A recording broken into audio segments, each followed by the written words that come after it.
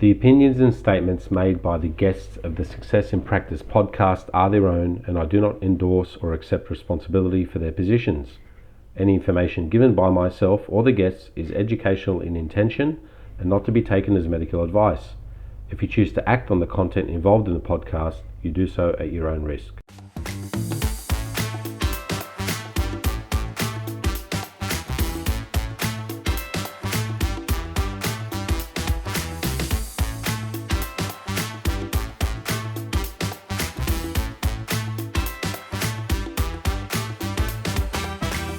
Okay, welcome back everyone to another episode of the Success in Practice podcast. Today I'm joined by Thanuja Vanderhoek.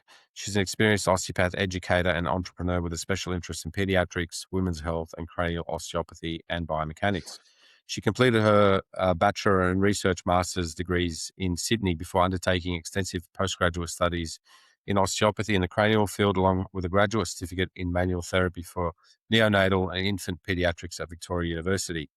Over the past 2 decades, Thanuja has built a highly respected clinical reputation, receiving referrals from GPs, allied health practitioners, midwives, lactation consultants, and obstetricians throughout Sydney and regional Australia.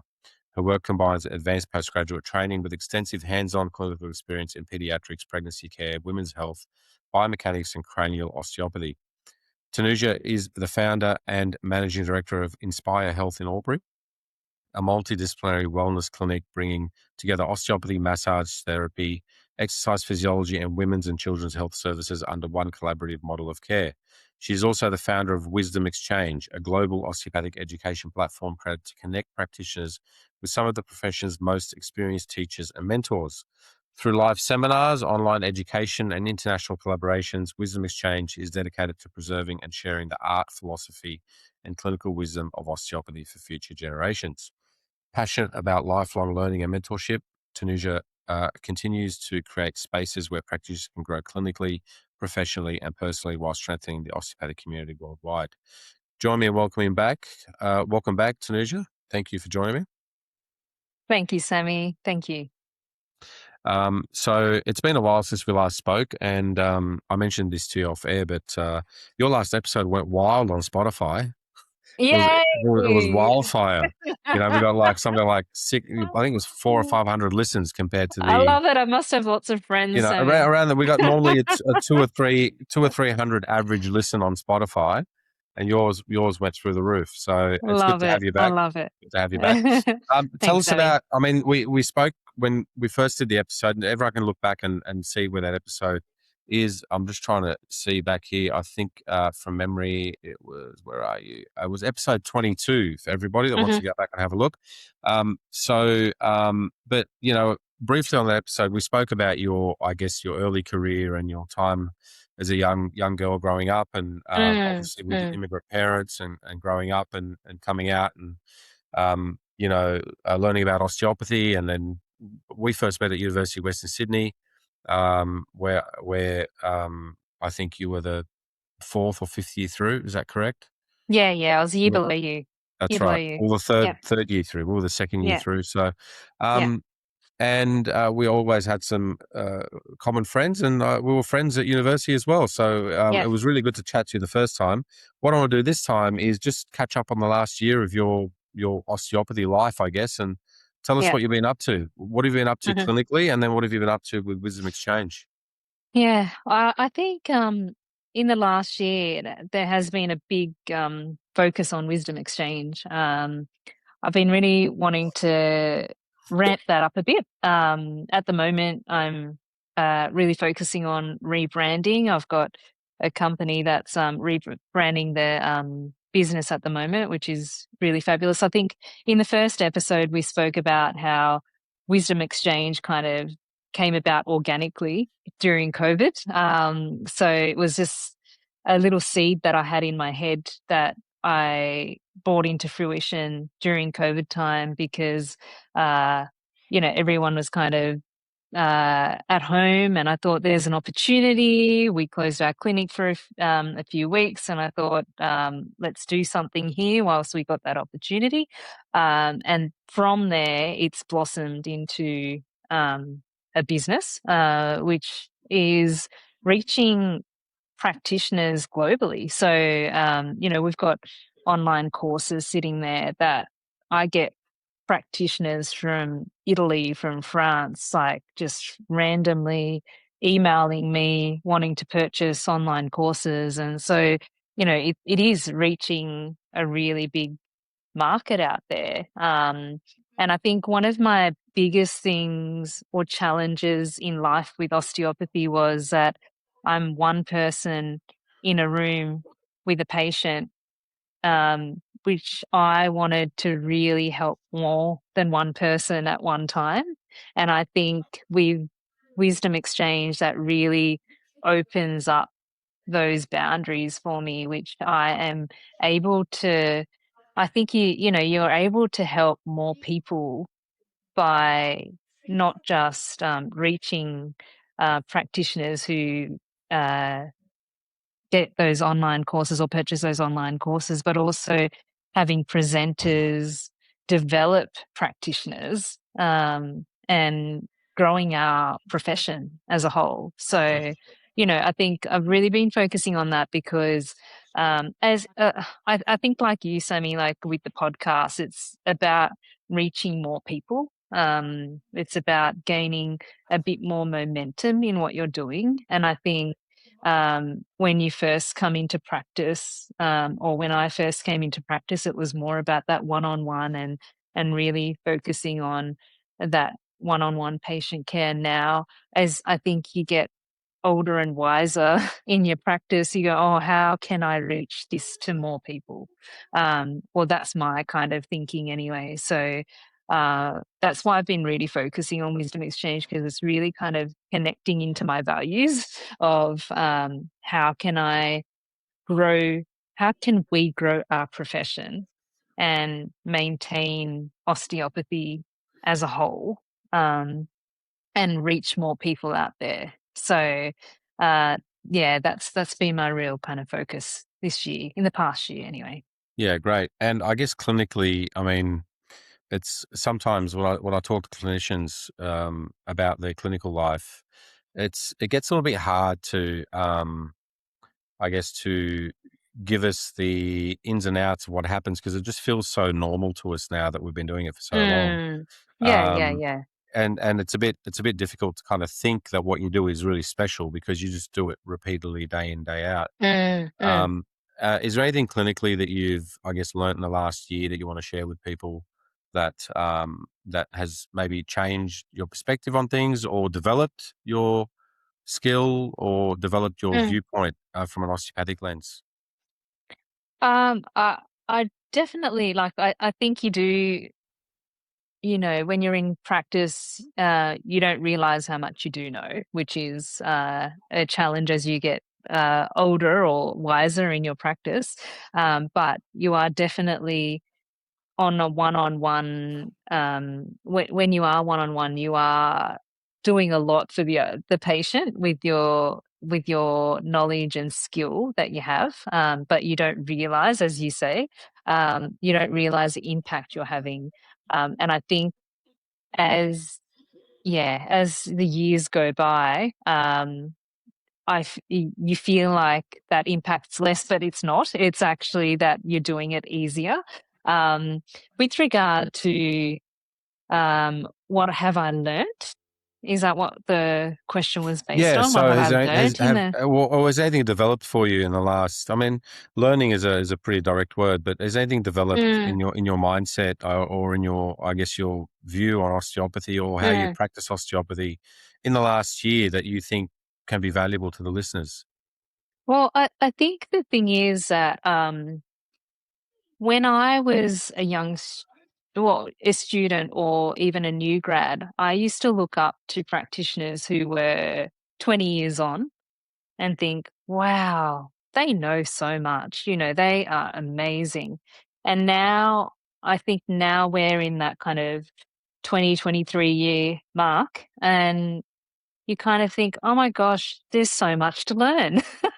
So there's always learning, which is what's the beauty of our profession, is that we're always learning.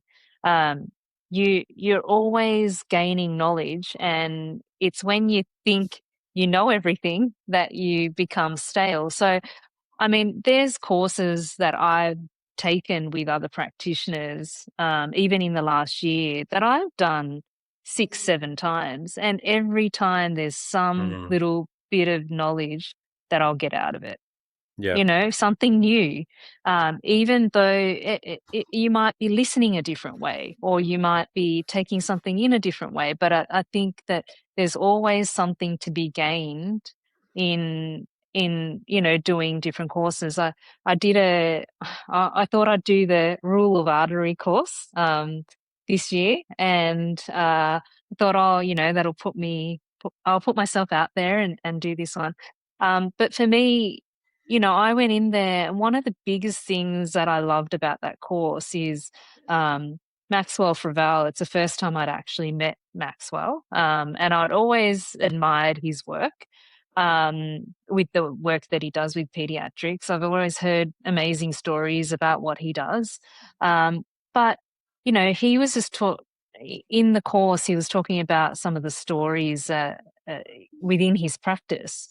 And I was just sitting there in awe, thinking, this man's been doing this for such a long time, and the passion he has in his work is inspiring me right now.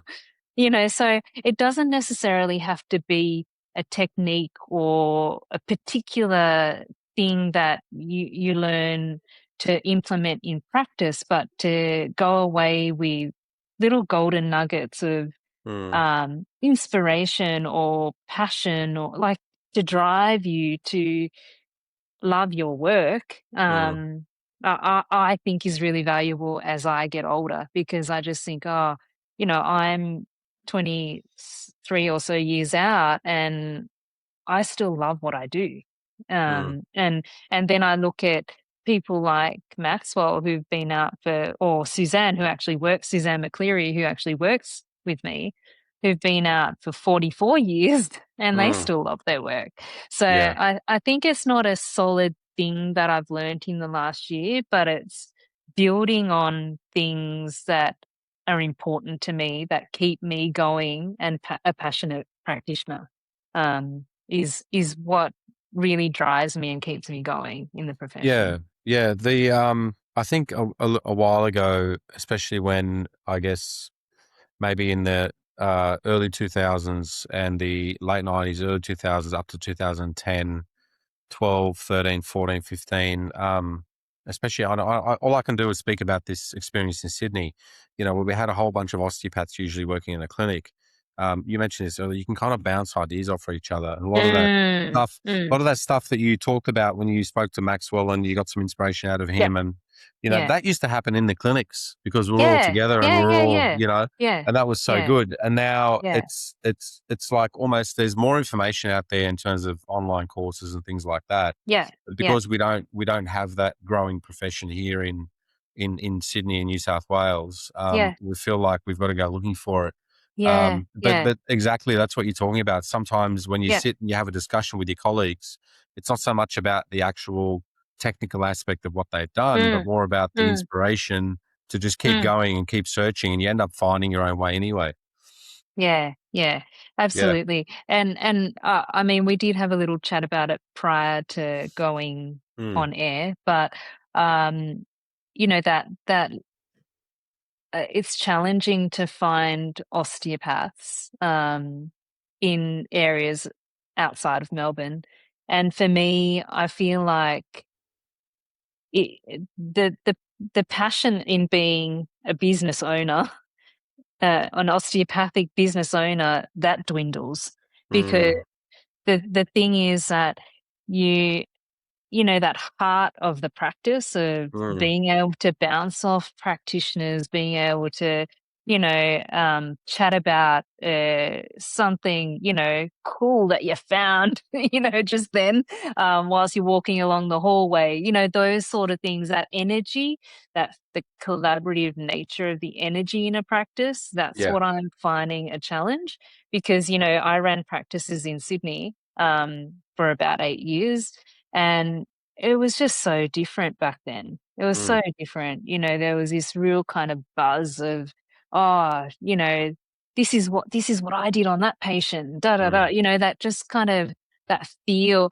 And I think for me now, because I feel a bit disheartened with that nature in actual practice, it's really nice to go to a course or run Mm. a course and be a part of that teaching team in the course where you have that buzz. You Yeah. have that kind of, oh, wasn't that great? Wasn't that technique awesome? Oh, that was a great course, or, oh, I can't wait to use that. That's that feeling you used to get in practice. Mm. And I think when I was a new grad, that's the energy I had. Let's get into that practice. Let's go and observe the other practitioner. Let's see what they do. Oh, I wonder what that technique is. If Mm. I watch that 100 times, maybe I'll get good at that. That kind of feeling to it, rather than um, the energy that is in clinics now, which is, I find, a little bit different to when we first graduated. Yeah. It's also, I mean, it sounds like that you were really passionate about running an osteopathic practice, right? And Mm, even and mm, even if you have massage therapy there and exercise yeah, physiology yeah, there, the yeah, heartbeat of that practice is osteopathy. Like yeah, that yeah. seems like it's the common We shared speak a value. different language, we speak Yeah, but like, osteopathic language, when when you're you in practice. yeah, when you talk about the values of a practice, when you talk about Yeah, the shared ethics of a practice, you're really talking about the osteopathic principles that you've put in place yeah. as a That's right. principle and that everyone shares. When they Yeah, when they that's come right. to you and you sit there and you kind of vet them out for a job, you tell them Yeah. what your values are and they go, "Oh, we love that." And Mm, and then you mm, bring them on board.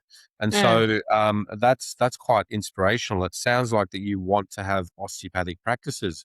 I'm in the Yeah. same boat, and I'm like, well, I can hire chiropractors, I can hire physios, I can hire, but Mm, I want to hire osteopaths, man. mm, Like mm. I don't want, like I want to build an osteopathy Yeah. practice. That's the Wait, frustrating thing. and when I said we speak a different language, it is a philosophy. It's a deep-rooted philosophy of what we do that is unique to us. And that's why it's so nice to have osteopaths. Like, I can train my therapist to do osteopathic techniques, Mm, right? But the grounding in the philosophy is different. yeah, So totally. the way you speak or the way you communicate is different to when you communicate with an osteopath. And I think that lack of ability to gain those wholesome osteopaths in areas outside of Melbourne, um, It's yeah, getting to us. It's getting it's to us. disheartening. It's Yeah. disheartening, and I just feel, there are more and more people that, I spoke to another regional practitioner, a business owner a while back, and I rang her actually because she wanted a reference for an intern that I'd had. And I ended up being her counselor because she was Mm, she was talking about how disheartened she was in regional practice, and because she can't find the workforce. And so it's like, you don't want these amazing practitioners who are business owners to stop what they're doing because mm. they're finding it challenging to recruit wholesome practitioners. So, Well, it's an issue. tell her not to be disheartened because we're having the same problem. We're not rural. We're Sydney. Mm. So Yeah, it's yeah, yeah, yeah. yeah, That's it. it's But definitely but peop something that but people are closing their businesses because yeah, of it. yeah, That's the issue. That's the hard thing, and we want those businesses to stay open. We want them mm. to thrive, and it's not because of the lack of patience. It's not. Oh no, it's It's the definitely not. opposite. Yeah. Yeah. So, Well, I will. I mean, I'm going to move on and speak to you about the next question. Before I do that, there mm, was something that I wanted to share with the listeners that I've been kind of contemplating, and this is the mm, first time probably in since I graduated in 2003 that I've contemplated not renewing my membership with Osteopathy Australia. I've been a member there since I was an osteopath, and it was mm, something mm. that we just did. We just did it. Yeah. Like it wasn't something that you asked. It was just something that you felt like you wanted to be part of a community. a collaborative kind of institution that represented you. And back in those days, it really felt like we were punching up. You know, we were getting kind of things that happening, and there was a real buzz and a vibe around, especially around Sydney and New South Wales, because there was that University of Western Sydney course that was new and that was bringing out some good graduates. So the particular issues that I have are more to do with the performance of that association and the fact that they don't seem to be listening to the needs of New South Wales osteopaths in terms of crying out for a course here in Sydney. And they may be working behind the scenes, but we know nothing about it. We have no communication about successes and failures. And I've said this before, this is not new. We've had, and one of the things that broke, kind of the straw that broke the camel's back, and I was looking at some of their endorsed courses, and they're running courses on shoulder rehabilitation that's endorsed by Osteopathy Australia. That's, that you pay Osteopathy Australia to go to these courses, and they're run by physiotherapists, or exercise physiologists, and it's a shoulder rehab. I just saw it as an advertisement, and I'm like, it just pissed me off, because I was like, well, like there's nothing that a physiotherapist can do that we can't do. There's plenty out there. I mean, you had people like Don Hunter that was on the board of Osteopathy Australia that did a whole research paper on the thoracic spine and its influence on shoulder pain. Like you've got people that can teach this stuff as osteopaths, and you're going to get a physiotherapist to teach it. It just really kind of rubbed me up the wrong way.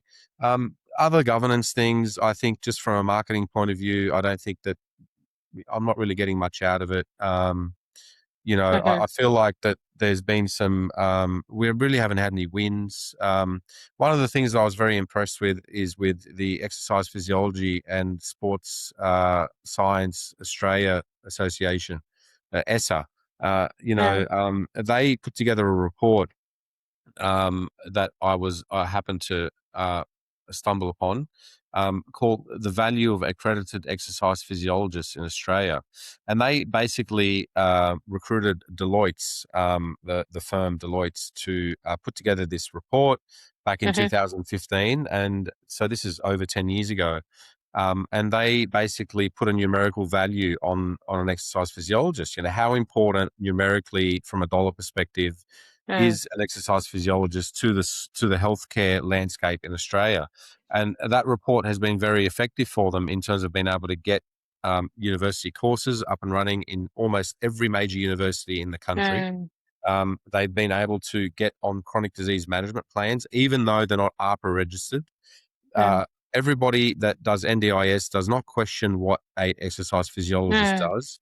Everybody in work cover does not question what an exercise physiologist does. If you put 10 GPs in a room, 10 of them will be able to tell you what an exercise physiologist is.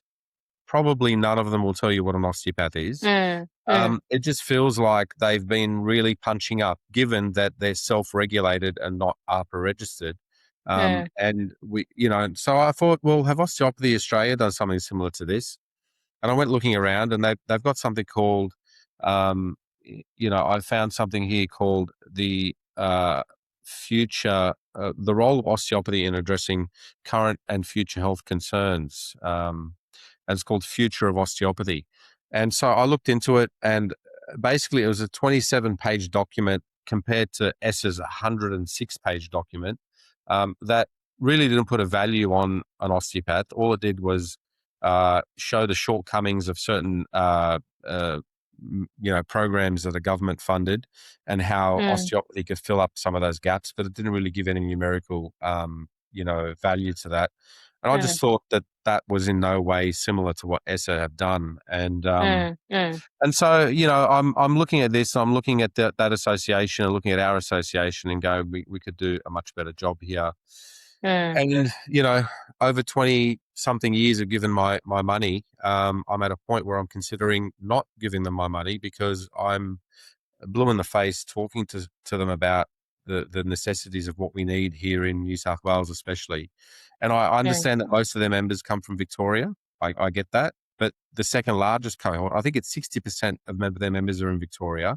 There's about 20 something percent from New South Wales, which is still significant. And the rest are from other parts of the country.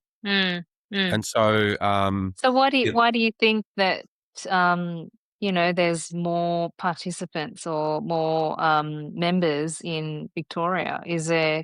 well, there's Are more they doing graduates. more in it? Are they doing more in Victoria? What is it that I know there's more graduates, but wouldn't you think that'd be more New South Wales? I mean, is it that they're not doing enough for New South Wales? What is it that you think?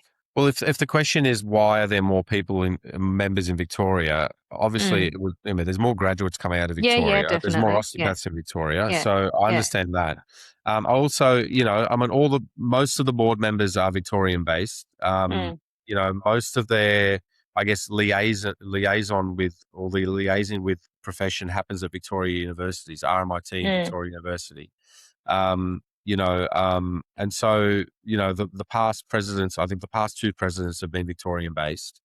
Um, uh, so, I mean, if an association's customers are its members, mm, there's more focus on Victoria because there's more mm, members, mm, potential mm, members coming out of Victoria. mm, mm, So, and I get that. I totally understand that. But, I think uh, a bit of foresight would tell you that if you want to grow the profession in the country as a whole, mm, the mm, biggest market you're missing out on is Sydney. mm, Like mm, that's the largest market in the country. And if you mm, don't have a presence of osteopaths growing in that market, mm, you're actually not doing a service to Victorian osteopaths. Like mm, Victorian osteopaths will get a great benefit out of having a much higher national profile for mm, osteopathy. mm, Um, and so, I don't feel like that's being addressed. We need a course. We keep saying we need a course. I mean, mm, there's a course coming out of out of Western Australia at mm, now that there's not even a start date for that course. It got announced. We don't even know when that's starting. So, has there been any communication on that course? What's happening there? Is there an education committee at Osteopathy Australia? Have they communicated with people? So I mean, I read the emails that they send out. I don't know if a lot of people do. I read all the mm, emails. I read OsteoLife. Um, so I read all that stuff, and I don't see a lot of great communication on that. Um, Recently, there was some posts put out there about wins out of the recent federal budget, and how mm, the instant asset write off was a win for osteopaths mm, in Australia, and how the increase in a Veterans Affairs budget was a win for Osteopathy Australia. It was something that they submitted in their pre-budget submissions, advocated for. Now, I'm going to say loudly what everybody is thinking quietly. The submissions of Osteopathy Australia were probably a speck of dust on the wall of that decision being made. mm, The instant asset write-off for small businesses, we're talking about, you know, osteopaths being 4,000 something strong across the country, and 2,000 something membership in Osteopathy Australia. I don't think Osteopathy Australia's submission played an important role in having that instant asset write-off for small businesses be part of the budget. mm, And in terms of increasing the budget for Veterans Affairs, I mean, you've got physiotherapists, exercise physiologists, chiropractors, occupational therapists, every allied health profession who are much stronger than we are advocating for that. mm, And yeah, are we a part of that? Sure. Is that a great win? Like, would I expect that to be a big tick for Osteopathy Australia? Not really, no. Like that's not punching up. That's just going along mm, for the mm, ride. And so I mm, find that they're going along for the ride. They're not punching up. And so, mm, given mm, that, there's serious consideration for me just not rejoining. I mm, know I've mm, spoken to one of the board members, Heath Williams, who's a great guy, and one of Heath's missions as being a board member was to try to increase retention and increase the membership of the association. mhm, So, I don't say this lightly because I like Heath. I think he's one of the good guys in osteopathy, and mm, I don't say this lightly, but I would seriously reconsider my position on having that membership. Like, what is it that I'm getting out of this association, other than me just feeling like I'm part of a community, right? mm, And that's mm, important. I get that, but there's plenty of communities now. There's plenty of communities out there mm, that we can be a part of. You've started this wisdom exchange community. mm, I'm running courses over the country. We just had I think the osteopathy summit that was run successfully mm, They brought together a whole bunch of other osteopaths. Yeah. And so, the conference that they run isn't something that's done just on their, like osteopathy. The osteopathy conference was something that was Yeah. only put together by Osteopathy Australia. Well, now a whole bunch of other people are doing it. You're about to do a pediatric conference that's going to be Yeah. successful. And Yeah. so, like, what is it that you're providing here for osteopaths that that we see as being unique and helpful for the profession to grow? And so, I haven't really heard anything that's fantastic out there. There was the Osteo Sports Network Summit that was run as well by people down in Melbourne. Lou. Was it Lou, Lou? that's right. Yeah. Yes, Louise Yeah. Bibby. She did a great Mm. job there. Brought together a whole Mm. bunch of people. Mm. So, like, there's a whole bunch of networking going on that is not contingent on Osteopathy Australia. So again, I say, where is the value? Where is the value for the members? And where is the value for New South Wales members? And so, yeah, given that, I mean, I can say a lot more about it, but I want to give you an opportunity if you want to have a chat. If not, it was just something I wanted to discuss and tell people that not to feel bad, that if you want to, you should be really auditing where you spend your money now and making sure that you get good value out of membership. Hello, everyone. I'd like to take a quick moment to thank everyone for watching and listening to the podcast. If you have received value from this episode, the kindest thing you can do for me is to like, share, follow, and subscribe to the channel on whichever platform that you are listening on. If any of the conversations have resonated with you and you feel that I can help elevate your practice, you can find me at successinpractice.net. That is, the Success in Practice program can be found at successinpractice.net. The Success in Practice program is the signature program that takes a practitioner who may be struggling with retaining patients. They may not be certain about building effective treatment strategies, and they may feel somewhat anxious and doubtful about what they are going to do with a patient. And they are not really accelerating in the real world of private practice. It takes this practitioner and it turns their careers right around to the point where the patients have an effective diagnosis and a real treatment plan that they can take home. Patients are happy to book in multiple sessions with you and they are confident about your abilities. And more importantly, you now have direction and are confident about your own abilities. The program streamlines how you operate as a practitioner. Guys, you should have been taught this at university, but you weren't. You may have been practicing for the last few years thinking there has to be a better way. There has to be a more effective way of engaging with patients and getting them results. Well, there is. And this is what the program delivers. Go to successinpractice.net and check out the options available to you. See where I can help you easily grow your patient list and finally earn the rewarding income that you deserve. For all the information on how you can reach me personally, check out the show notes. Also in the show notes, you'll find a link to the chat transcripts from these podcasts. These are valuable and a wealth of information. I really hope that you're enjoying the podcast. Guys, leave a comment if there's any questions on this episode.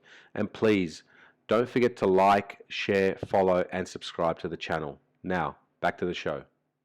So, yeah, I'm interviewing you now, Sammy. What do you think you'd like what kind of changes would you like to see there? Oh, changes. Geez. Oh, that's a big one. What kind of changes? I would make changes that any person that is auditing a business would make. I would look at their results over the past, say, maybe not over the year, but at least since the end of COVID, and look at the results and what they've been able to achieve in terms of their strategic plan.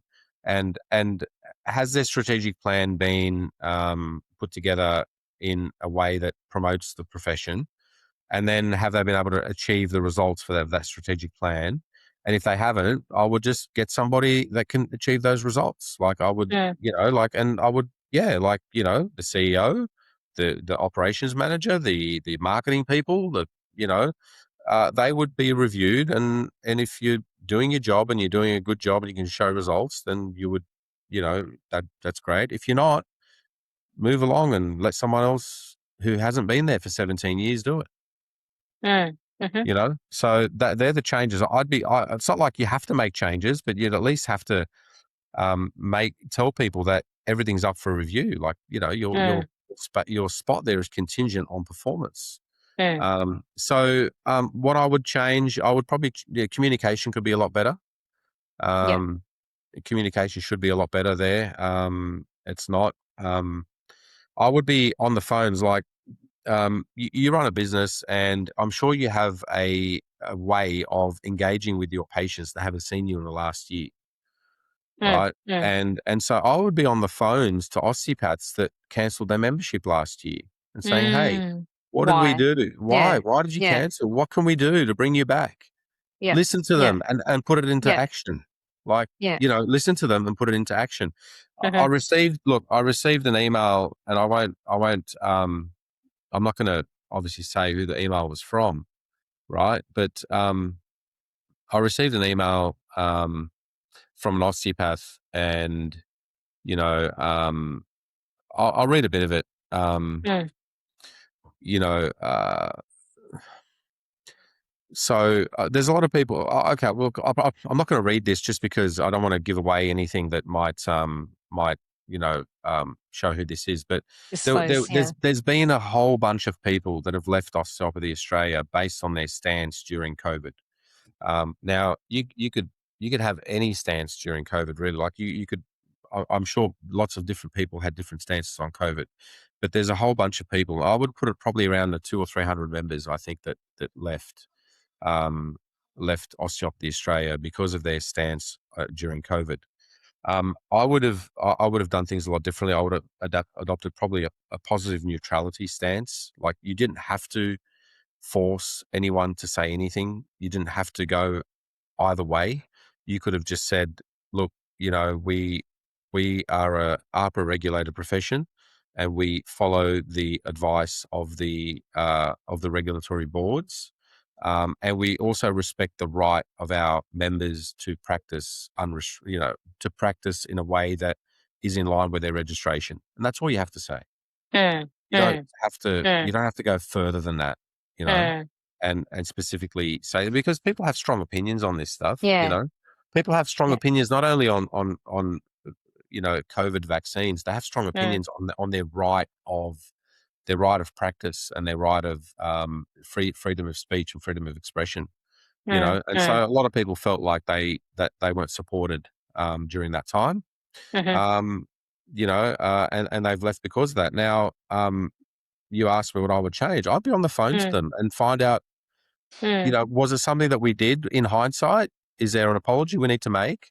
Is there something that we did did we go too far with things? Mm. And at least if you then look at your policy and go, well, you know what, we didn't go too far. We actually did the right thing. You can put out a statement and say, look, given this, we understand people are upset. We followed all these rules. And at least it shows you've engaged with the people that Mm. were upset, Mm. and you've made those phone calls. But yeah, I'd be Mm. getting on the phone. Acknowledgement. Yeah, Yeah. acknowledgement. Like, that's Mm. all people want, is acknowledgement that, Mm. you don't have to agree with them. You don't have to Mm. agree with people, but at least acknowledge that they felt like you did something that was against their right, Mm. and Mm. that's why they left. And so, Mm. yeah, I'd be on the phones to all those members of the last Mm-hmm. 3, 4, 5 years and saying, "Why did you leave? How can we get you back?" Mm. And I'd start Mm. making changes to do that. So yeah, there's a Mm. couple of changes I'd make, but yeah, there's more Mm. there. Yeah. I mean, for me, I think, they should be, like, for example, why I created Wisdom Exchange is to try and gain those older osteopaths back into our Mm, profession and give them the voice, and to get them up talking and presenting, and gain knowledge through them, like we used to have at university. yeah, We'd have Carolyn Stone come to university, or Viola Fryman, all yeah. these kind of incredible, that lineage, that we relate to. Mm. I think what I would like to see is that come back in, Well, where we Tanuja, have why don't presenters. you, yeah, why don't you go and get a physiotherapist to present at Wisdom Exchange? And What, and what, and that's the thing, that's the whole reason, to get that kind of wholesome nature back into our profession, to kind of like get that's what I found was missing. So it creates a market for us individuals out there Yeah, because I it's get it. not fulfilled in our profession. By who we should be fulfilled by. Yeah, yeah, Yeah. yeah. And Right. and So and I yeah. think that creates a gap in the future. That creates a gap in our students in Mm, their understanding of that philosophy and the lineage and the roots of mm. our profession. And I think that comes back to why our clinics are a bit more stale these days. Because even some of the osteopaths that come in don't have that kind of that spark of osteopathy. It's not so much about the knowledge. Like I get the knowledge part in terms of actual knowledge, osteopathic knowledge and so forth, but it's more about the desire and the passion, Yeah, right? yeah, Like when, yeah, you can get lots of knowledge from a yeah, physiotherapist. yeah, You yeah, can. I'm not saying that we are yeah. the gatekeepers of everything that's true in medicine. But the passion of being an osteopath comes from other Mhm, osteopaths, mhm. you know? Exactly, And so exactly. and so that's what's missing. And Mhm. we're not the association is not betting on that. It's Mm, almost like mm, they don't see it as a valid part of osteopathic education. mm. Because if Mhm, they mhm. did, now Yeah. now the argument would be, well, you look at our osteopathy conference, Sammy, it's full of osteopaths. There's Mm, workshops happening. There's all this. I'm like, yeah, well, it's an osteopathy conference. I wouldn't expect anything less. mm, I wouldn't mm, expect mm, anything less. But mm. when it comes to those private endorsed courses that you run, Mhm, that people mhm, pay Osteopathy Australia to go and mhm, do, mhm. you're not just getting osteopaths. You're getting physiotherapists. You're getting Yeah. physiologists, And and and I think the thing is that now students don't even know who these older osteopaths are. hmm, And it's not about name dropping. It's about, understanding where this comes from. Where does this yeah, come from? Understanding, like, who's Lisa DiStefano? Like, there's a lot of young osteopaths that would have no bloody idea. And it's like having your great grandfather fight in World War One and going, oh, no big deal. mm, mm, You mm, know, like mhm, it's exactly mhm, like that. It's exactly mhm, like your mhm, great grandfather having mhm, medals from World War One, and you just mhm. going, well, nah, that's not a big deal. Yeah, What can yeah. I can't learn anything from them. And I think one of my biggest values with this profession, but also in life, is just learning off those who've come before you, Mm, and I think that we can just get any presenter, anyone to do courses, yeah, and it is knowledge, and it is valuable in practice, but how can we build, as you say, and as I say, deeper, more passionate osteopaths that are going to have a lifetime in this profession. yeah, and Not just 3 years, not just 3 years in the profession. I read a Because post. I read a post today about from a physiotherapist who was quite upset that um, physiotherapy graduates aren't even learning how to be really well clinically trained physiotherapists mm, in terms mm, of private practice, and yeah. so they're seeing big gaps there in their education. And Mm, mm, he was a little bit upset that universities, like how he's basically, to quote him, said, what do we have to do to knock down the doors of universities to tell them that they're graduating people that don't know how to work in private practice? mm. I'm not even It's saying like, interesting. It's interesting that they're feeling like that too. I actually was listening yeah, to your podcast with Michael Risk, I think his name Michael's was. one of those people that Yeah, feels the yeah, same way, yeah. you know? I was interested in listening to that because I just thought, oh gosh, are we not the only ones feeling this way? But Yeah, look, yeah, there's an issue. there is an issue, and this is the thing. Like, if they're not going to budge on physiotherapy, what makes you think they're going to budge on osteopathy? Like, Mm, I've mm, had conversations with Gary Fryer and the head of the head of mm, mm, RMIT, and mm, and I'm at the point where I'm saying, well, it's and even Lainey Cameron at SCU, she was quite pragmatic about it and said that that um, course coordinators have to be very balanced in what they try to get out of the university versus what they need to give. Um, mm, and so if they're really not listening to physiotherapy, like what mm, makes you think they're going to listen to us? So there's an opportunity there. Instead of seeing this as I'm going to knock down someone's door moment. You should see it as Mm, opportunity as an mm. association. You go, well, there's a gap here. Let's Yes, yeah, let's yeah, fill the yeah, gap. Let's yeah, fill the yeah, gap. And I yeah, would not, honestly, if they were able to do that, success in practice would not exist. It yeah, would not yeah, exist. yeah, yeah, And yeah, yeah, I yeah, wish yeah, that was the yeah, case, right? yeah, yeah.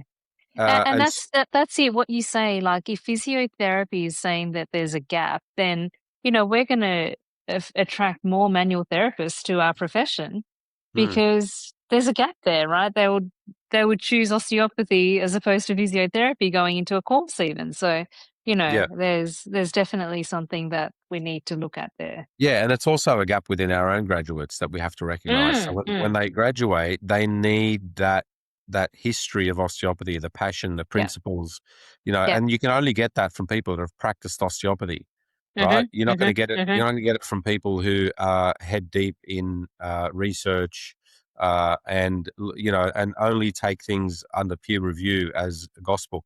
You're going to get it from people like Jamie Taylor, who you've had, like Carolyn Stone, Mm, like your mm, George Stillians and your Ann mm, Coopers and your John Abdullahs and mm. your Susan McCleary's that worked with you, and Yeah. John Pitcher, who was on the podcast with me.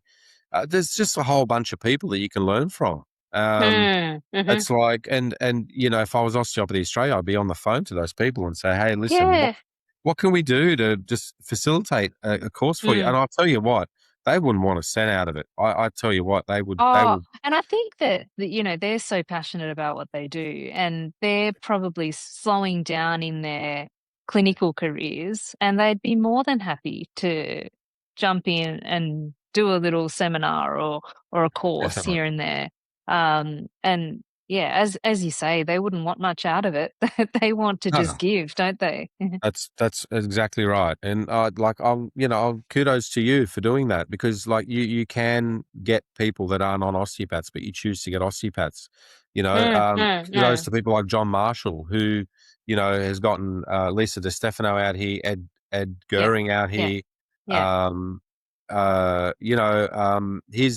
He could get other people to come out and teach things. Mm, mm, He's mm, invested in osteopaths. mm, I'm not mm. sure why as individuals, we've got to do that, and as an association, it's like, no, we're yeah, we'll invest in osteopaths here and there, but if we Yeah. get someone else on board as well, that's not a problem. It Mm. just feels, yeah, it doesn't. The culture of it has changed, hasn't The it? The culture of it culture has of what changed. That's a big yeah, issue. yeah, So yeah, anyway, yeah. I want to move on from that, because I could have a whole episode on it, and it's I want to talk more about what's going on with you. Um, so going back to, I guess, where we were, Yeah. your clinical week now, are you practicing now as much as you were, say, a couple of years ago? I mean, I think you would be, because it doesn't look like, it looks like you're having problems attracting osteopaths, and you'd still Yeah, have to yeah. carry a bit of the caseload. Yeah, I do carry a bit of a caseload, and then I do stay up very late at night doing my wisdom exchange as Yeah. well. So I've pretty much got two big jobs on my hand. But yeah, I think home time, I Mm. do a lot of background work with wisdom exchange and so yeah, clinical work. Pretty exhausted, need osteopaths. So if you're out there and want to come regional, please come. There's a plug. What Come what on what is in. it? What is it that you found difficult about attracting osteopaths? I mean, I mean, the obvious answer is the fact that they're in Melbourne and Queensland, and it's a big Yeah, travel for them. yeah, yeah, I guess then yeah. maybe a better question for you would be, Mm. how could you be better supported to attract osteopaths to Albury? Yeah, I think that, programs maybe for um clinics that are outside of Melbourne, maybe relocation incentives or training Grants, incentives, grants. And I think, look, I'm speaking for Albury in general, but So there's a Rural Doctors Network. I don't know if you know much about it, but Hmm. the Rural Doctors Network tends to fund allied health scholarships and professional development in regional areas. We're classed as a bigger regional area, and therefore we don't get funded for any of that. I mean, wouldn't it be great if, say, the OA or, some sort of body out there gave our practitioners a little bit of money each year to go and Mm, do a professional development course in Melbourne, considering most of them are held in Melbourne. And you would have the same, because mm, we have to travel, right? We have to yeah. travel to get there. We have to pay accommodation, but we still have to do PD. So Mm, it would be great if there was incentives for practitioners outside of Melbourne, yeah. so they find that incentive to leave Melbourne, Mm, because that, like, as we spoke about before the recording today, doctors get it. Doctors mm, get it. They get incentives for going to a different location. They get relocation grants. They get all these incentives that they go, oh, this looks quite attractive. I might do that. But I mm, think as a small clinic, or a small business in a regional area, you can't actually offer all that. You want to, but maybe if you had 10 practitioners on board, that's fine. mm, To be able to have the resources to be able to offer that.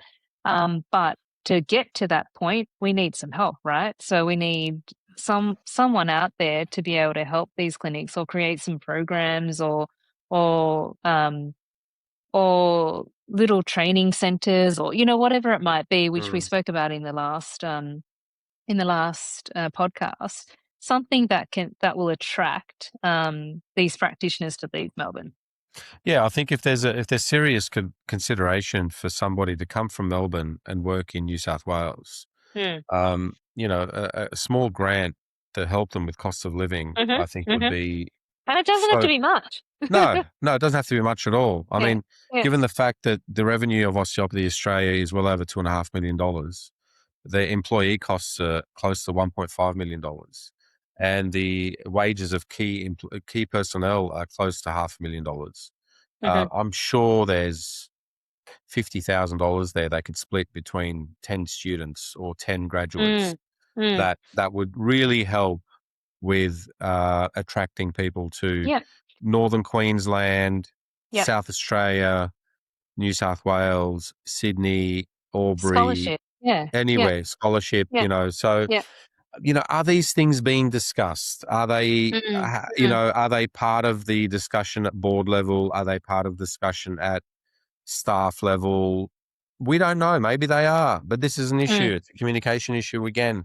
And I don't want to kind of get started again, but this is something that when if we can't get a course, then let's mm. do something to at least attract students, Yeah. I mean, in Albury here, we've got a program for GPs. We get Sydney GPs, generally Sydney GP students, Mm, medical students, doing their internships here, yeah. and so there is uh, that's compulsory. They have Mm, to do certain time in different locations. mm. So wouldn't that be good as students to go, oh, you've got placement, but it has to be here, you Yeah, know? definitely. Definitely. And I understand that, that's a cost involved with the students, but every other profession is doing it. Every Look, it other does. profession Yeah, is doing it. for students, obviously, it could work in terms of maybe subsidizing some placements, Yep. Yeah. but also with new Just to get them graduates. to be aware of other Yeah, areas outside that you box, know, if a new graduate comes to somewhere outside of Victoria and they sign a contract to actually work, well, then that could be something that they could look at in terms of a subsidy or some kind of grant that's Mhm, conditional on their mhm, employment. mhm, mhm. So there's lots of these things that other people, other associations, and other industries do. Like it's not like new, it's not a new idea. Mm, So mm. I just wonder why it hasn't been Yeah, looked at. and that might be what they do need to do. Have a look at, what's working out there. What is Mm, working out there? Yeah. What in the allied health space, what is in the medical space, what's working to distribute these practitioners Mm, into other areas and model off that, model off definitely. what's already been done. Yeah. And that's the only, that's generally the way we create success, right? Modeling off what someone else has done. And so have a Yeah. look at what they've done and see what can we do that can mirror that might help our profession. Yeah. Well, success leaves clues, right? So, if someone else has been able to do it, Mm. like Mhm, if mhm, if exercise physiology and sports medicine, sports science Australia have been able to take their mhm. profession from, What have they you know, done? Yeah. yeah, what have they done? Like, you Mm, know, mm. we can do it too.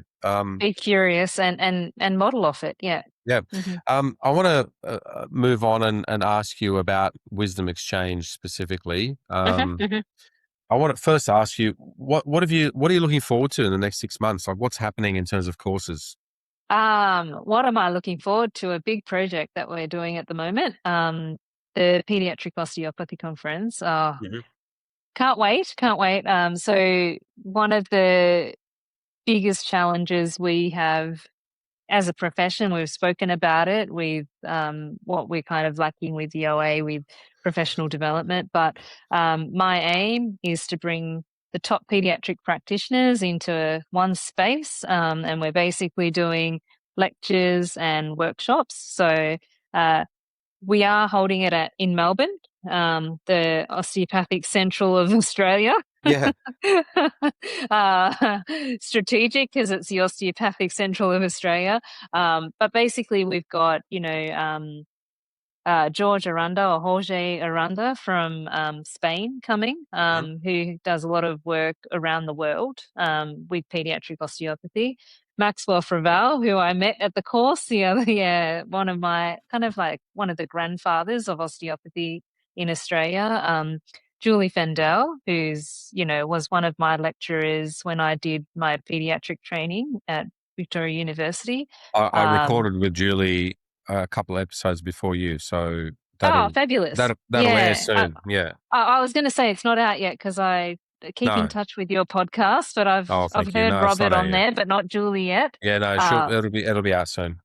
and again, look, wealth of knowledge. Like these practitioners have deep roots Mm, in what they do, and so I really wanted to bring together people that are deeply rooted in what they are passionate in. So, and also I wanted to bring in some new knowledge as well. So I've got Melissa McDougall, who's a Melbourne osteopath, hmm. who is another pediatric. So she does courses in pediatrics, and Lauren Boundy. I think you might have had Lauren possibly on one of your podcasts, or it I don't might have think been no. It was Alyssa Alyssa. that you might have. Alyssa Yeah, O'Brien. so she's doing some great work in, lactation and the connection with osteopathy. So it's all about really kind of bringing it back to osteopathy and having a look at those practitioners that have specialist knowledge in certain fields, but be able to tie it back Mm, into what we do. And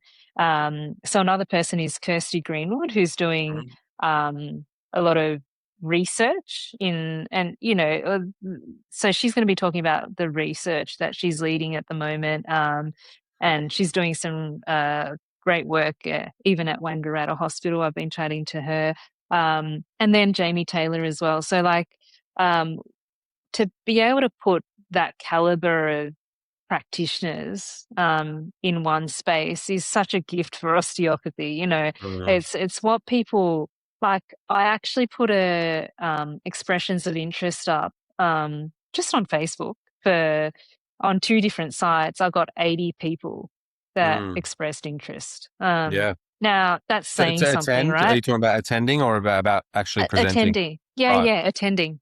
Yeah. So that just shows there's a gap, right? Mm, There's this gap that needs to be fulfilled. People are excited that they're getting this knowledge from osteopaths that have got a big, quite a deep grounding in osteopathy. So yeah, as I said, 80 people just interested on Facebook. not even people that don't use Facebook. So, Yeah. what is out there? What is the potential?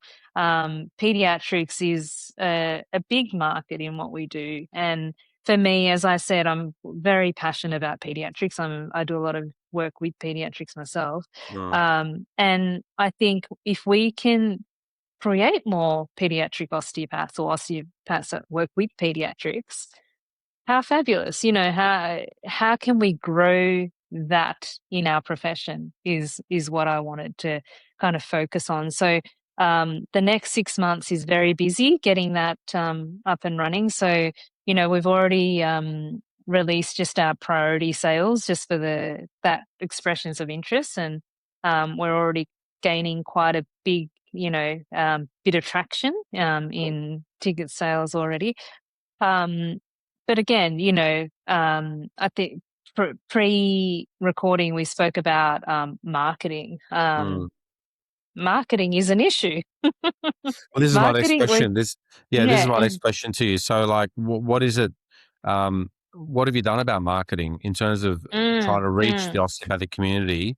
Um, we'd love to be able to put out an email or put out an advertisement with Osteopathy Australia and just have that be very something that gets taken up by the members. But it seems Mm. like that's not a really good way of doing things. I How have you? honestly, yeah. Yeah. How have you gone about doing marketing for osteo Mhm. courses? Yeah, I have tried that. And I just don't find it a big reach, I'm not getting ticket sales from one Right. email, right? So for a one paid email through OA, that's not enough traction for me to create ticket sales. I find that is actually a gap in the market as well, the Mm. actual marketing side of PD. Something that is ticking in my brain in the background. And something that I would like to change in the future. So like, let's to be continued. Stay tuned. But but seek every opportunity. But yeah, I mean, I go to great lengths in trying to get people to know about our courses. So, And like, what do you for do? You use platforms? I mean, tell us about some of that. Tell us about some of the technical stuff mm, you use. What well, platforms do well, you use? What? for example, for this pediatric conference, I have basically gone through every pediatric clinic in Australia and Mm. getting an email out to them. So Right. I want people to know about it, but that's not how it should be. Mm. It shouldn't be that challenging for people to find you. And I think um, the social media platform is a thing, but not everyone uses social media. Mm. So there's issues there as well. And you look at the social media platforms for courses, and you've got to, if you want to look for a course, you're scrolling and scrolling and scrolling through random shit everywhere. Mm. And it's like, oh gosh, can't this be a bit, a bit better structure here? Yeah. So as I said, like, looking at something in the background to try and help that, because you and I running courses, John Mm. Marshall, all those groups that would love to just pop something on there and people can actually bloody find it. That'd be great, Mm. right? Yeah. um but yeah, that is a challenge. I feel like people know about our involvement in especially pediatrics now, and so they seek courses from us. I've got a large database Mm. from people that have already come to courses. So we just ran a course at the Melbourne Marriott probably about 3 weeks ago, 3 or 4 weeks ago, and we had 40 participants, and that Right. was, and we had a wait list. But that was, I didn't advertise on OA, or it was purely through our own marketing, which was, very I don't know. It's not high tech. So, It's not are high you? tech. Yeah. So, are you using email marketing? Do you use platforms like what platforms do you use to do that? Like Mailchimp, and is this what we're talking about? Yeah, Like, what look, is it? I find that people are, it's different on different levels. I know with your work, you're pretty much doing practice tips and, that kind of thing. But I think that if I send too many emails with regard to newsletters, people Mm, don't like it. mm, So I have to target it at who I think needed at the time. So I run my courses through quite a technical kind of background, and I've got a, a tech person who's almost my business partner, not quite my business partner, but pretty much should be. But we have a look at the analytics in the background and we target stuff to certain people with our emails, etc. So, but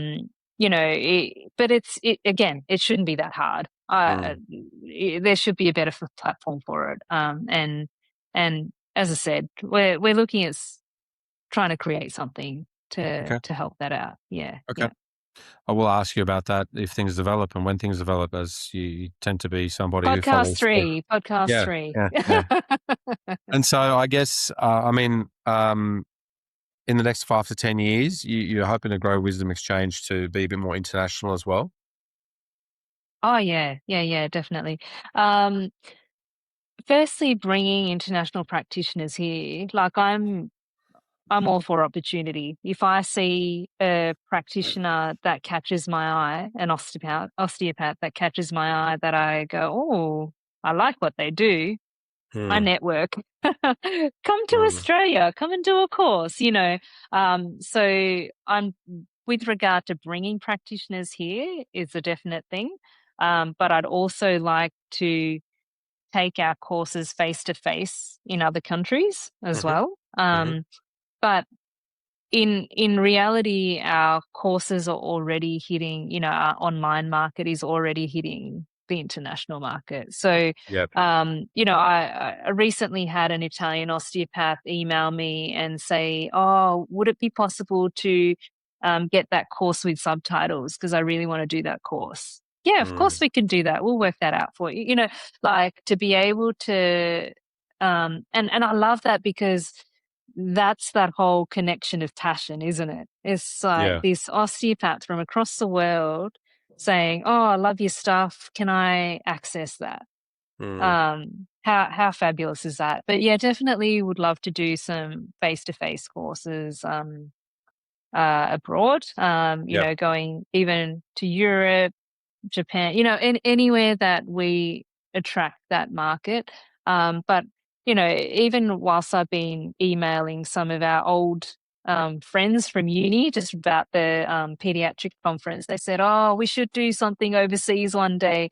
Even do it as a conference in Bali, or something Yeah. that we can collaborate and come together, have a good time, enjoy some time together, talk osteopathy. I think after we did the last pediatric course, there was a osteopath there from Wagga that came and did the course, who I hadn't met before, and we had a chat, and she said, "Oh, it's just been great chatting because I don't get to talk nerdy osteo much." How good is it to be able to, go out for a drink and talk nerdy osteo? Yeah, it How is. great is that? Yeah, it's We're great. missing that now. We're missing that now. So, like, we want to get that out there. We want to. Mm. It's definitely global, and it's a common language that we speak as osteopaths. So, bring that all together is what Yeah. I'm hoping for. So with your, I guess your, obviously the online presentation as well is going to grow as you put more courses together. And Mm. just let me get this right. So you'll run a course, and you just ran the one with Jamie Taylor. Hmm. How long after you run that course will that be available then online for people to purchase? Hello, everyone. Just a quick break to give you some information on where to best find me. The first place is the private Facebook group called the Successful Practitioner Pathway. I've set up this private group as a place where practitioners can go and get tips and advice on how to best accelerate their practice and improve their clinical practice skills. The second place to find me is at successinpractice.net. That is where the Success in Practice signature program is housed.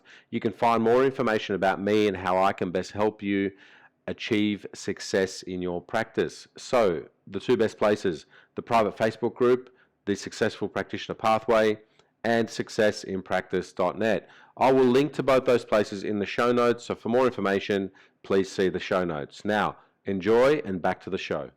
Yeah, so there's a lot in the background for that. So we've got a videography team that do professional videography, and they have to edit that. And so my videographer knows all about osteopathy. Right. So she's not an osteopath, but she can tell you lots of techniques and lots of philosophy. But they have to go through that with, fine tune, because there's pretty much like people don't know the background of that. There's, two cameras that they have to edit Mm-hmm. specifically and make sure that they get that handhold right and all that kind of stuff. But that can take up to 2 to 3 months sometimes, Right. depending on what kind of work they've got on. We're getting that process quicker and quicker as they do more and more of it. And then what we do is we edit that into a course in another platform Mm-hmm. in the background, and we create modules Mm-hmm. within that course. So What platform is that, Tanuja? What? we use Teachable at the Right. moment. Okay. Yep. Yeah, yeah. But again, we have like a tech team doing that, basically creating the course so it's nice and simple to access. So, it can sometimes take 5 to 6 months, depending on how fine-tuned we want it. Right. And at this stage, because we've got some courses that we did in COVID, that were done on Zoom, not very high tech at all, pretty much on Zoom, and we recorded it, we put it on the platform. So we're pretty much replacing those courses now. But our aim is to get more and more on there, and the idea is to create a database. Right. So we have a database of some incredible practitioners in one space. Yeah. Great. So people can come and go, oh, wow, Jamie Taylor, Julie Fendel, whoever it might be, that have these deep roots in osteopathy on this platform that I can access and that I can go, oh wow, I can gain some of their knowledge. So the bigger picture is that database. Yeah. Great. Yeah, Yeah. database of Fantastic. osteopathy. Yeah. Yeah. Well, that's really good, because I think then later on it also becomes a place where people can, I guess, search for things that they're after specifically. Mm-hmm. And it could be a really good educational resource. I mean, education is shifting as well now so rapidly with AI, with online learning, that a lot of things can be delivered online. And then once you deliver them online, your your practical application then you don't have to go through all the technical stuff. You've already done it, and you just get into the workshops and get your hands wet, which people love. So they get more value out of it. Yep. Yep. Um, And for example, like with the last course we did, we had an online course already for that. So you can see that there's an online market and a face-to-face market. But some people that had done this course online 5 years ago came to our face-to-face course. They wanted to get in there and have that hands-on experience. So it just allows you to access things real time, quickly. But then be able to, okay, let's go to a hands-on course and fine-tune that. Get that connection too, yeah? Yeah, get the connection. Yeah. Yeah, that's important. I think some people think that, I'll just buy the online course and I'll know everything. But it's more the connection It's you a good make. base. It's a good base. Yeah. It's a good base to start your knowledge.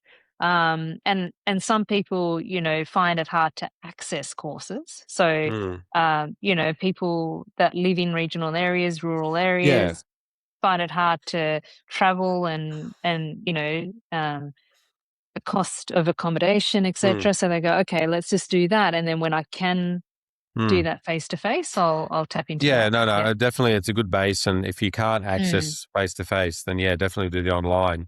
I was just Mm, more mm, thinking mm. like there are some just little gems that you'll get face to face that the Oh, camera might definitely. miss. You know, like Yeah. you In the might be sitting, breaks. yeah, in the breaks, you might be sitting there and you have a chat to Jamie and go, "Hey, Jamie, I saw Yeah. this at the clinic. What do you?" And Yeah. he gives you Yeah. something, and Yeah. you know Yeah. that could be just the cost of the whole course there in one conversation Oh, is absolutely. well worth it. Yeah. You know. Yeah. Yeah. Yeah. Um, so what do you see? I mean, Wisdom Exchange is obviously growing for you.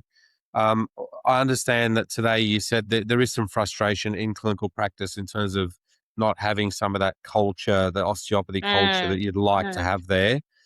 mm, Where do you see, I guess, the future of osteopathy in the next, I guess, 5 to 10 years, and how can we at least help make that something that we look forward to rather than something that maybe goes a bit stale? mm. Um, I think we've spoken about a lot of it. I think it is going back to, what are our values as a profession? What do we want to achieve as a collaborative? Whether it be through OA or a profession in general, what is it that we want to achieve? Do we want to? I find it. I'm going to digress a little bit, but I find it really challenging. These clinics that are out there that are, say more kind of physio based. Not that I'm not saying that there's anything wrong with physios. I love physios, but um, they're more physio based. They're more kind of that Medicare referrals in and out. There's no collaboration. It's like, oh, let's get a physio to do a talk for us this week, and Mm, we've got 10 to 20 practitioners all together, and it attracts those young new grad practitioners, but yeah. has it got the heart? Mm, That's what I'm yeah. asking is, has it I'm got the gonna heart of osteopathy? No, Yeah. no, I'm going to stop you there and kind of talk about that because that's an important thing you've raised. I know the exact clinic you're talking about, the type of clinic. They've got 2 or 3 osteopaths, 4 osteopaths, and about 15 physiotherapists and Yeah. 5 exercise physiologists Yeah. and a couple of podiatrists Yeah. and it's like all about collaboration and working together and all this. It looks great on face value, Mm, but mm. the heart of it is not osteopathy, No. Yeah. Yeah. and as much as they'd like to tell you, oh, it is the practice principle is Yeah. osteopath Yeah. and all this Yeah. kind of stuff. Yeah. The heart of it is not that, because if it was that, it wouldn't. You would be really focusing in on the values of osteopathy, the principles of Mm, osteopathy, and mm, that would really shine because either what you do is something that like it's good medicine or it's not, and if it's good mm, medicine, then the physiotherapist will be attracted to that, and mm. that will come through the culture. But it looks like it's being drowned out, and Yep. to those younger practitioners that are listening out there, that Mm, kind of looks glamorous to be a part mm, of. you mm, know mm, the big multidisciplinary clinic with the ping pong mm, table and the lunches and the mm, fancy Christmas parties and all that kind of stuff, mm. but like, after 10, 15, 20 years of practice, man, you want the heart of osteopathy still there. Yeah. Yeah. Like, where's that going to take you? Like, where are you going to Mm, go with it? mm, And I'm seeing a lot of these clinics. I'm gonna divert a little bit too, because I mm, wanted to mm, talk to you about the budget that came out and some of the impact on that. We may not get a bit of time, but what mm, I want to mm. mention is that there's been some talk on some of the online forums, osteopathy groups and forums, about like people have been a little bit upset with the changes to capital gains tax and people saying that the government's going to pretty much own 47% of your business and Mm, uh, mm, decide to sell, because if you start a practice or you currently want to sell a practice, then the government's going to take a whole bunch of revenue that they mm, didn't mm, contribute to. And that's correct. These changes mm, are bullshit. They're terrible. They're not good mm, for business in general, not just mm, osteopaths. But in saying that, if you're an osteopath that's buying a business or starting a business to grow it as an osteopathy clinic, you're planning on holding that damn practice for at least 10 years. You're not somebody that's going to buy a practice, build it, put a few physios, a couple of chiros, a couple of EPs, and then flog it off after 5 years to some group, some medical group that's gonna make you a managing director. And so if that's your play, fine. There's nothing wrong with it, but there's probably better industries for you to go and do that in than healthcare. But people who are planning on starting good osteopathy practices aren't really too worried because they're not planning on selling their practices in the next 5 to 10 years. Yeah.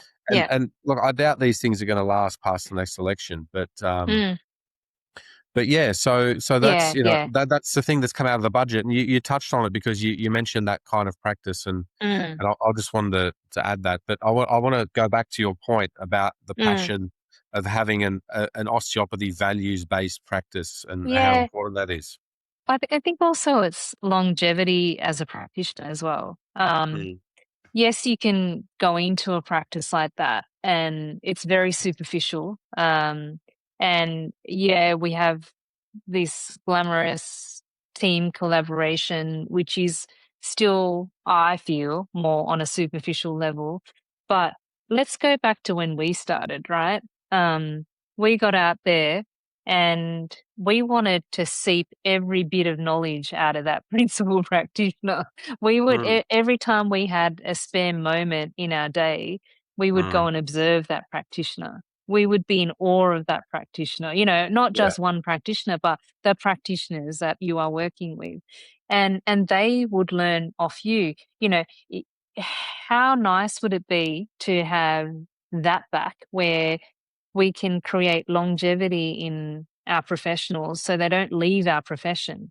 Don't do a 5-year degree and leave after 2 years or leave after 1 year.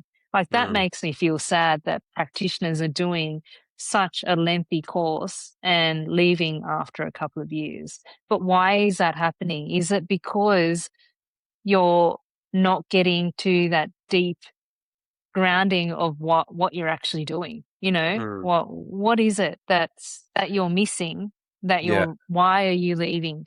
Because surely it's not bloody burnout in a year or two, right? There is a bit of, look, I get it. There is a bit of a tension point between, so when you go to work, look, okay, I'm probably going to be a little bit unpopular by making this, and you could push back or you could tell me if I'm wrong. You could go to a clinic that's kind of multidisciplinary and pretty, I guess, philosophically spread out, right? And the good thing that you're going to get in that clinic is if that you're a really good practitioner, say you've got a bit of passion about osteopathy, you've gone and observed, you're going to walk into that clinic and be pretty successful straight away.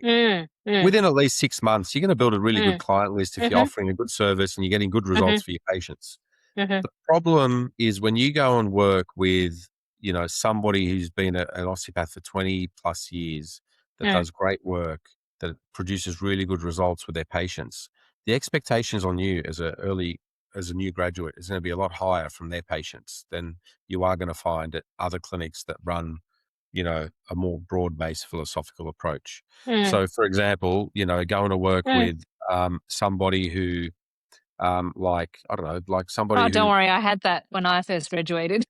yeah, like, I'm not sure. Who did you work with when you first graduated? With George Stillian, right?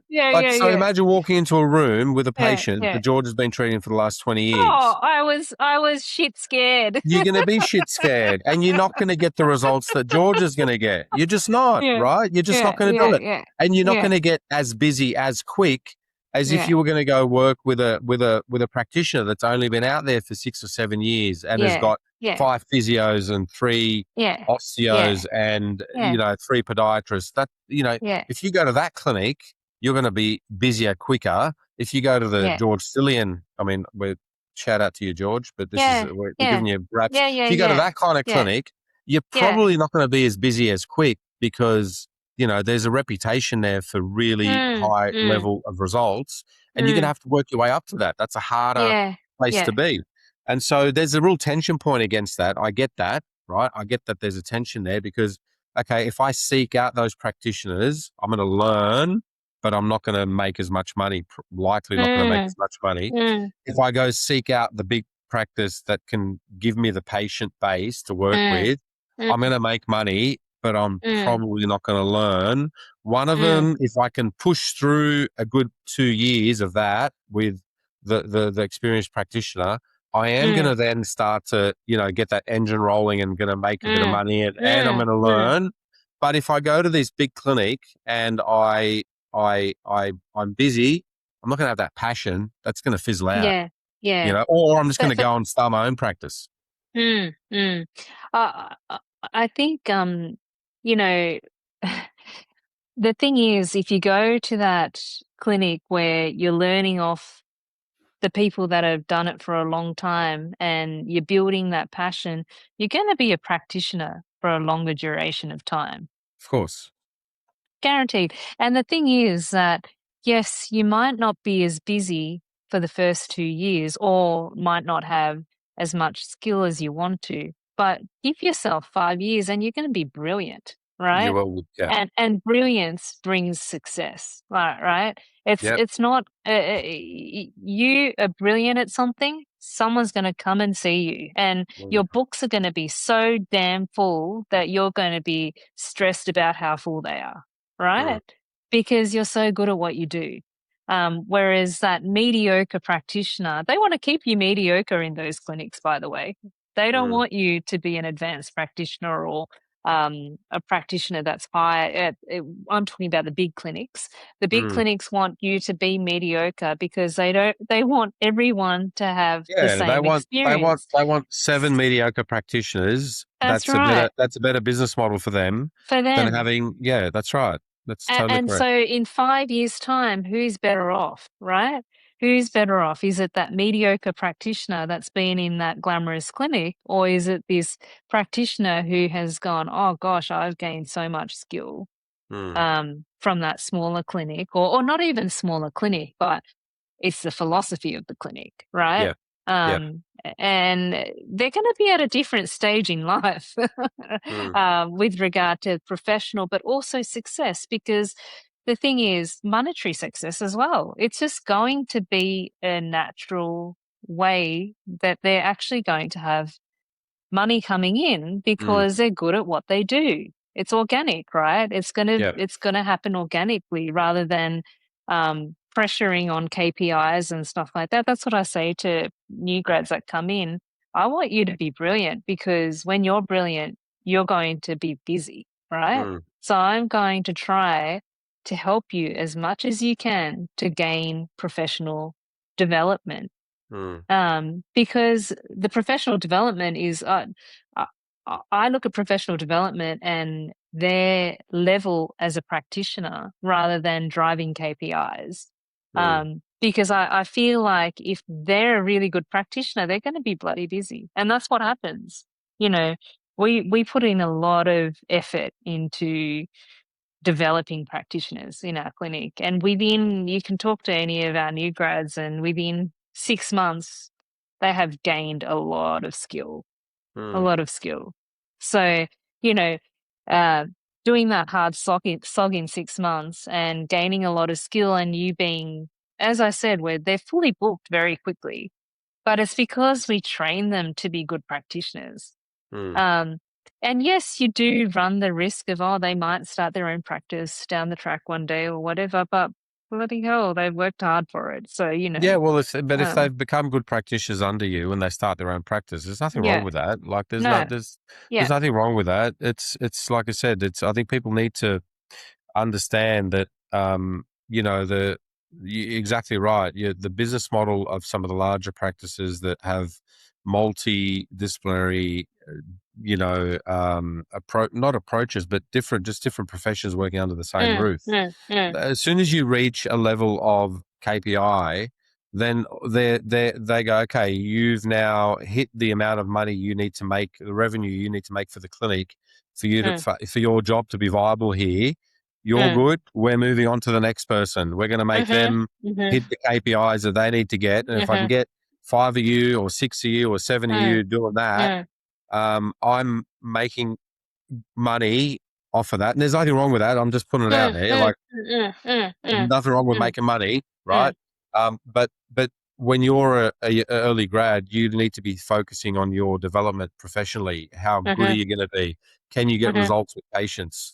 They should be the things that you focus on. And I get there's a cost of living issue, and that you want to be busy, and that you want to have hands-on patients. But having somebody mentor you and guide you who is an osteopath, who believes in the values of osteopathy and the principles of osteopathy, you're exactly right in your discussion, in that you're ultimately going to be successful because of that.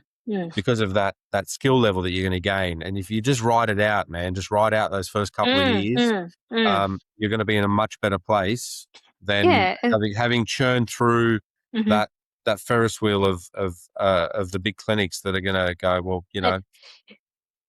we see that in real life when we look at our osteopaths that have been out for 30, 40 years, like, our Georges and Maxwell's and Julie Fendel and Robert Fendel, like, they still love what they do.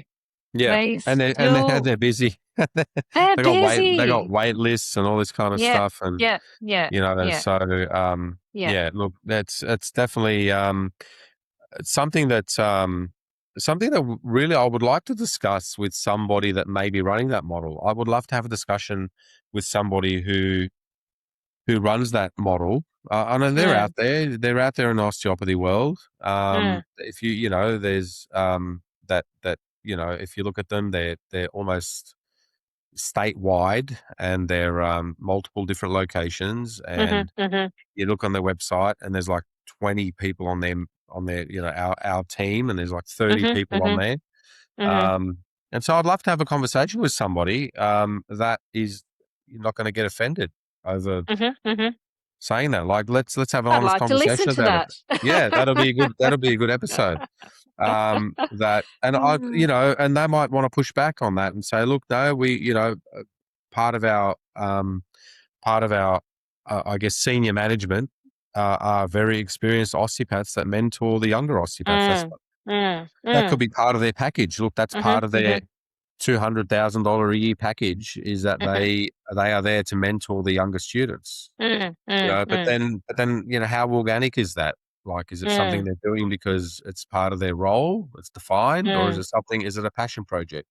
It was never talked about amongst you and George. It wasn't like, hey, George, I'm going to go and come and see you for 5 hours this week, and you're going to give me 5 hours of your time. It was just like you're having lunch break, and I had this patient. It's like, try this and have a look at that. Did you think about that? And you go, you know what? That's right. Exactly. So exactly. It's the nerdy osteopathic conversations. That's right. Anyway, this has been lovely. I've really enjoyed catching up with you. We kind of said at the beginning, I wonder what we're going to talk about, and lo and behold, we've been talking for an hour and a half. Yes, definitely. And so I want to thank you for joining me for another episode. Hopefully you've got more news to tell us on episode number 3. I know that when you set your mind to do something, you follow through with it. So watch this space. If people want to get in contact with Thanuja and also with Wisdom Exchange, the website for wisdomexchange.com.au. wisdomexchange.com.au. So everybody go there, and you'll find out the upcoming courses that they have to offer. I'm a big advocate. I know I run courses. It's no secret. We're doing one this weekend as I'm recording. And I spoke about John Marshall, and I would put you in that category as somebody who is backing osteopathy all the way. She's all in on it, and I want to thank you for doing that. So thank you so much for being an advocate as well as somebody who's passionate about it. Everybody, thank you for joining me on the episode, and I'll catch you on the next one.